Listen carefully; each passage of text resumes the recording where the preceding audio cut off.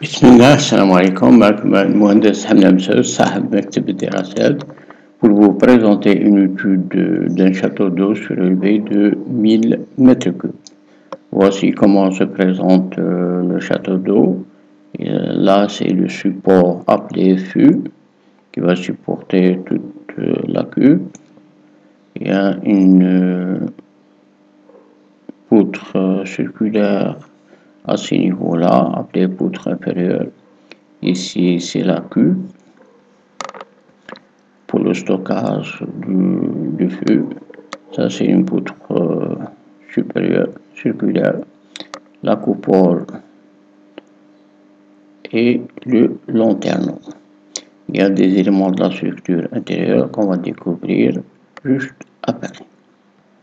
Donc aujourd'hui, c'est la partie 1, présentation du projet, prédimensionnement et modélisation. Pour cela, nous avons établi un sommaire et on va suivre toutes ces étapes en détail au fur et à mesure. Donc le premier paragraphe, c'est la présentation du projet.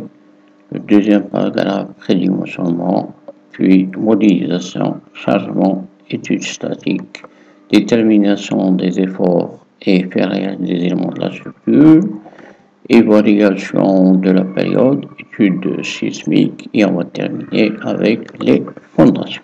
Voici comment se présente le projet.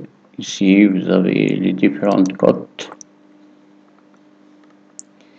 Ici, le fût, la cote là, elle est déterminée en fonction du relief du terrain et par les hydrauliciens. Et tout le reste ici, c'est l'affaire du ingénieur génie civil.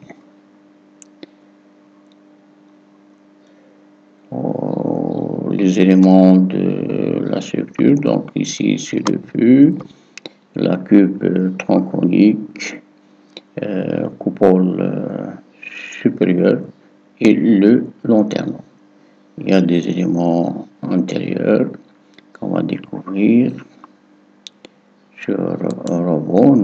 Voici notre ouvrage fini et à l'intérieur nous allons voir les éléments qu'il y a à l'intérieur. Donc voilà, il y a ici la coupole inférieure qui va supporter la cheminée. Voilà, la cheminée forme circulaire.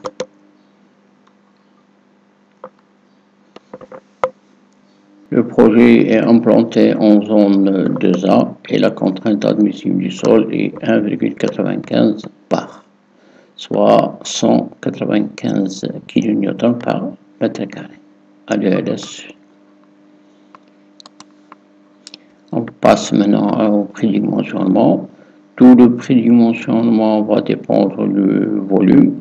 Pour calculer le volume de cette forme, donc on a besoin du petit rayon ici.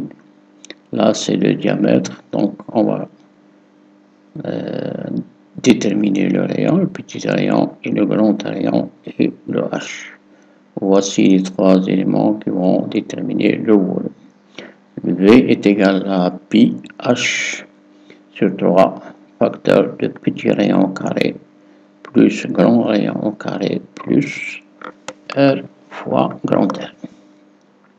On fait une application, on trouve 1052,19 mètres cubes. On va déduire le volume de la cheminée à l'intérieur. On se trouve avec un volume net de 1011,53 mètres cubes, ce qui est demandé. Donc la hauteur du fût, nous avons dit qu'elle est déterminée en fonction du relief du terrain et des calculs des hydrauliciens. Donc une fois qu'on a terminé le volume, on détermine T1, le diamètre ici de la coupole est égal à 1,405 racine cube du volume. On trouve 14 mètres Et on trouve que ça c'est juste une référence. On va augmenter jusqu'à 18,30 pour qu'on ait le volume demandé. H2, donc ici, la hauteur H2, H1 et tout le dimensionnement avec la flèche ici. Elle est comprise entre D1 et sur 12 et D1 sur 8. Donc le lanterneau, l'épaisseur 15, entre 12 et 15. La coupole entre 12 et 15. Ici le rayon de la coupole supérieure. Donc le grand R ici est égal à petit r au carré, ici, suivant la forme, plus la flèche qu'on a déterminée au carré sur 2 fois la flèche. Donc on se trouve avec ces dimensionnements-là. Ce n'est qu'un prédimensionnement et on va vérifier si ces dimensions sont valables ou on peut augmenter. Pour la modélisation, on a besoin des lignes de construction. Voici le vue en plan des lignes de construction. Nous avons besoin de 6,75 et 2,20. Comment on a tiré ça? C'est en fonction des éléments de la structure suivant le prédimensionnement. Donc pour le fût, nous avons diamètre intérieur, diamètre extérieur et entre axes. Donc nous avons ici 4,40 à l'axe. Si je divise par 2, donc c'est 2,20. Donc notre fût, il va prendre cette forme circulaire avec un diamètre entre axes 4,40. Pour le 6,75 ici, donc c'est le diamètre T1 de la cube. 6,95, donc elle est 18 par l'opération. Nous avons ici 18,30 à l'axe.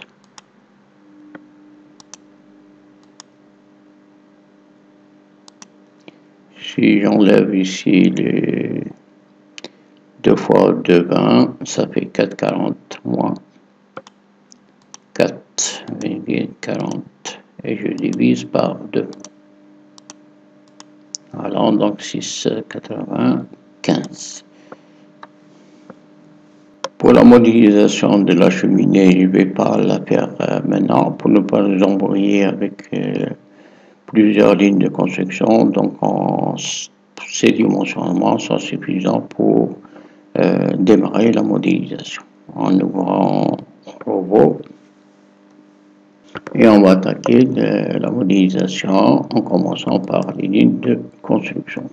Nous avons dit que nous avons une part de 6,95 ajouter, puis 2,20 ajouter et on va terminer avec une 6,95 ajouter.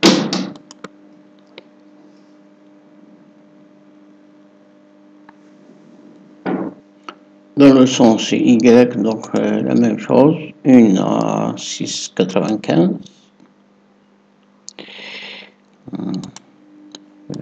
Démarrer à 0, ajouter, puis 2 à 2,20, ajouter, et on va terminer avec une à 6,95. Ajouter, donc on est 18,30 dans les deux sens X et Y, parfaitement symétrique. En ce qui concerne le Z, donc on va suivre les données Ça, c'est le niveau du feu. Et puis là, c'est la coupole inférieure qui est décalée de 50 cm. Et puis la cube tronc unique, etc. Donc, on va suivre les étapes. Z, nous avons une part à 20 mètres. Puis la coupole inférieure à 0,50 ajouter. Ensuite, la cube 9,76 ajouter et la flèche à 1,80 ajouter. Donc 32,06.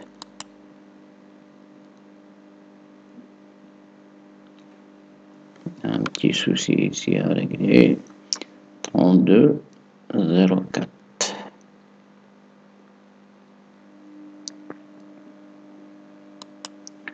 Donc ici, je vais supprimer.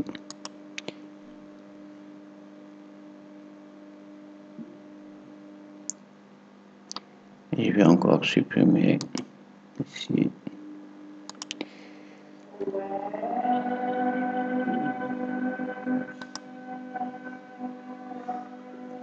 Là, c'est 9,74. Je vais corriger ici. Tout à l'heure, j'ai mis 9,76. Ajouter, voilà. Et puis 1,80. Ajouter.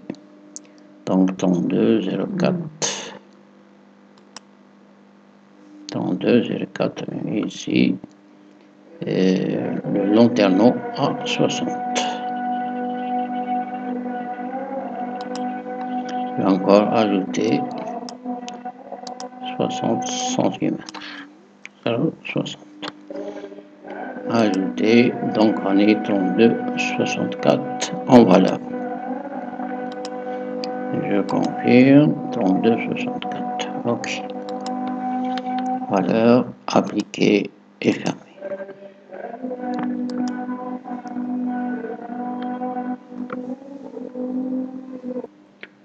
Donc le fût, il va être modélisé ici, en forme circulaire. On va revenir au 2D et avancer jusqu'au niveau 9,15. Voici le fût jusqu'à une cote 20 mètres.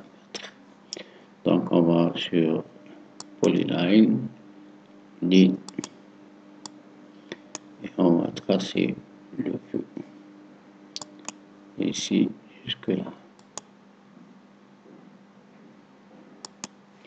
On va sélectionner cette ligne. On va revenir en 3D juste pour confirmer. Voilà, donc le fût doit être circulaire ici. On va faire une révolution en cliquant sur édition, révolution. Ici, les divisions par prévoir 36 et on va revenir en 2D et on va cliquer ici sur l'axe de la révolution. Donc, premier point et deuxième point avec un angle de 360. On va faire appliquer. Robot nous fait juste une remarque. Il nous conseille de travailler avec un angle de 180 au lieu de 360, mais c'est pas grave. On va continuer avec cet angle-là et on va voir si on aura des problèmes. Donc je clique sur lui et je ferme, revenir 3D voici notre vue de haut, il est très bien placé. Après le flux, on va modéliser la coupole inférieure. Donc on va revenir au A2D. Et là, la ligne de construction C, je vais créer une autre ligne ici avec, voilà, pour la cheminée, le diamètre intérieur 1,90. Donc ici à l'axe 2,10 divisé par 2, donc 1,05. Donc je vais créer une ligne de construction par rapport à la ligne C. Cette ligne C, c'est une ligne de référence, donc je vais la faire en gras. En cliquant ici sur ligne de construction, je vais chercher la ligne C et je vais faire en gras pour que la modélisation soit plus facile. Voilà, donc c'est plus net. Je vais décaler ici de 1,05. Je reviens à la ligne C. Voilà. Et je vais créer une ligne 1,05 à l'axe. Ajouter, appliquer et fermer. Voilà, donc notre coupole inférieure va être entre la ligne C et D avec une coupe. Et là, c'est la cheminée avec un rayon ici de 1,05. Donc, pour la coupole inférieure, on va faire un arc. On va choisir début, fin, centre, puisque j'ai deux points, le début, la fin et le centre. Voilà. Et la même chose, sélection, révolution, les deux lignes par rapport à la ligne C, toujours. Donc, c'est une ligne de référence. Premier point, deuxième point, l'angle 360 et la division toujours 36. Appliquer, oui, et fermer. Je reviens en 3D, donc voilà, elle est parfaitement modélisée. Ok, je passe maintenant à la cube tronconique. La cube tronconique, elle va démarrer d'ici jusque la ligne de construction E. On revient polyline, ligne, et je vais cliquer sur le point ici et ici. Je vais faire la même chose, donc sélection, révolution, toujours par rapport à ma ligne en C que j'ai sélectionné en gras. Premier point, deuxième point, l'angle, et ça va être un jeu avec la même méthode.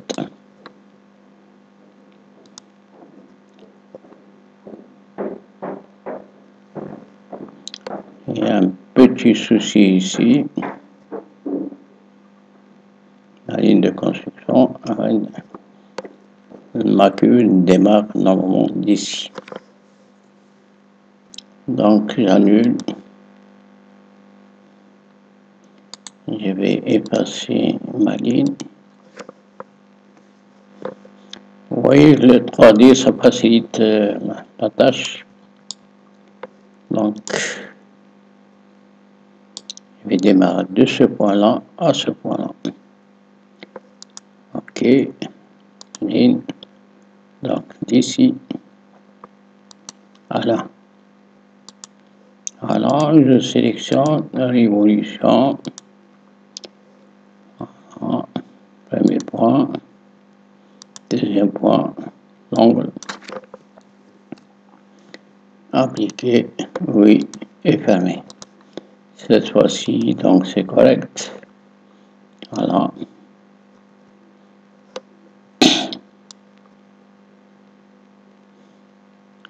Et je vais faire à présent la cheminée.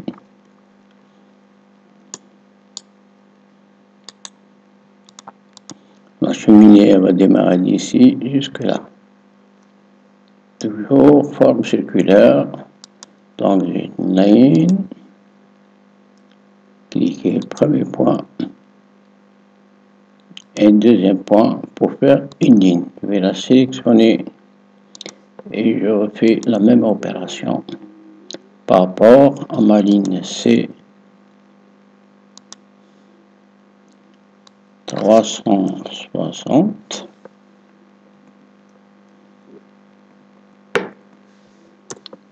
Appliquer, oui, et fermer. Voilà ma cheminée. J'ai dit que cette cheminée, elle va, son rôle c'est de faire l'alimentation de la cuve et la distribution et l'entretien. Il reste à faire la coupole. Donc je reviens toujours à 2D avec cette ligne. La coupole. Donc j'ai besoin de créer encore une ligne de construction qui va être décalée ici de... Je vais voir le lanterneau d'abord. Voici les parois de lanterneau, donc à l'intérieur 60 et les parois 10, donc j'ai un rayon de 40 cm. Donc je vais encore créer une ligne de construction par rapport à l'axe C de 40 cm. Donc ligne de construction, l'axe C 0,40. Ajouter, appliquer et fermer. Voilà, c'est bon. Donc ici c'est lanterneau et la coupole. Elle va faire ça avec un arc, deux buts un centre. J'ai les points qui me concernent. Deux buts fin et centre. Voilà, je sélectionne révolution, les deux points par rapport à la ligne C et l'angle 360, la division toujours 36. Appliquer, oui et fermer. En 3D, ça donne ça. Voilà. Ma structure, elle prend forme. Et je peux faire une analyse et vérification de la structure. Donc, le seul avertissement ici, en bleu, pas d'appui. Et voilà. Donc, je suis en bonne voie. Je viens en 2D pour faire lanterneau. Lanterneau, donc, il va de là jusque là en créant une ligne.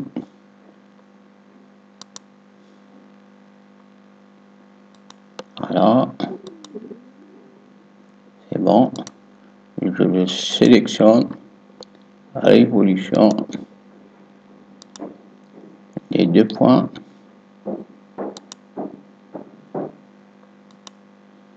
L'angle. Appliquer. Oui. Et fermer. Voilà.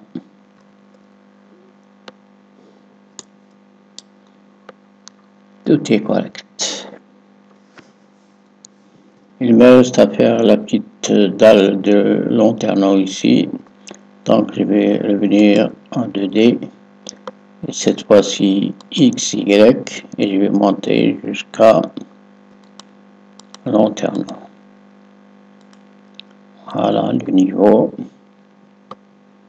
32 et encore. Voilà.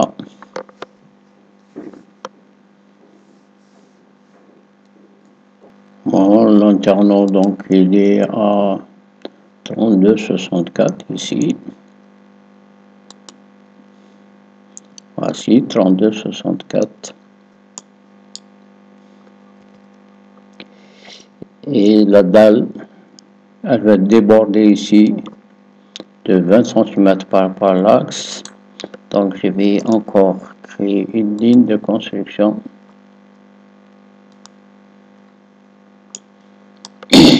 Cette fois-ci par rapport à la ligne 1, je vais ici décaler de 20 cm. Voilà. Là, je vais décaler de 0,20. Ajouter, appliquer et fermer. Donc je viens en 2D, XY. Voilà. Voici ma nouvelle ligne de construction avec un décalage ici de 20 cm par rapport à l'axe de lanterneau, le voile lanterneau. Donc cette fois-ci, je vais d'abord créer une dalle de lanterneau. Donc nouveau, je vais appeler dalle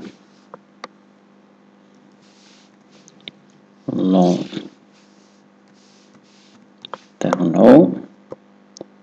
faire une petite épaisseur de 10 cm avec un béton 25, ajouter et appliquer. Voilà, fermer. Je vais voir, cliquer sur cercle. Rayon, centre et rayon, ça me suffit. Et je vais cliquer sur le panneau. Parce que le curseur est sur la dalle de lanterne. Voilà. Fermé. Je n'ai qu'à cliquer sur le rayon, le centre et le rayon. Centre et rayon. Voici ma dalle. Très bien. Alors, je vais faire maintenant les poutres circulaires à ce niveau-là et au niveau de 30, 24. Je reviens en 2D. Je descends au niveau 20. Voilà.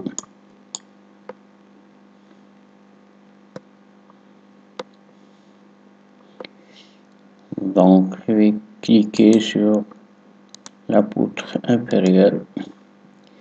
Elle est de 40 par 40. Je vais cliquer deux fois. 30 par 40, c'est bon. Parce que ma cube fait 30 et la hauteur 40. Ok. Pour la modéliser, je reviens en cercle, centre et rayon. Cette fois-ci, il faut cliquer sur ici, discrétisation et partager par 36 parts. Et je vais créer ici sur créer par. Ma barre est déjà sélectionnée ici par la définition, donc je n'ai qu'à définir le centre et le rayon. Donc ma ligne de construction en gras, ça facilite énormément la modélisation. Donc centre et rayon. Je reviens pour voir 3D. Je clique ici, voilà, parfaitement modélisé. Ok. Maintenant, je vais monter jusqu'au niveau 30-24. Je le fais en 2D. Je monte. Voilà. Ma poutre, je vais la définir. Voilà, elle est là. Donc, je fais 30 par 50. OK. Donc, mon curseur est sur la poutre. Et je vais faire la même chose. Ici, centre et rayon. Là, également 36. Et créer barre. Donc, je donne le centre.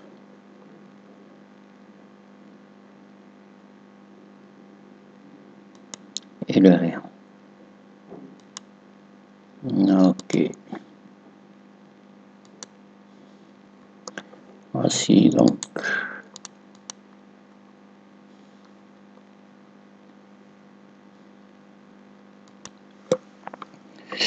un ouvrage. Donc il nous reste à faire des fondations en cliquant ici. C'est des linéaires pour commencer. Après on va voir un radier général. Donc je clique ici. Voilà. Voici la modélisation terminée.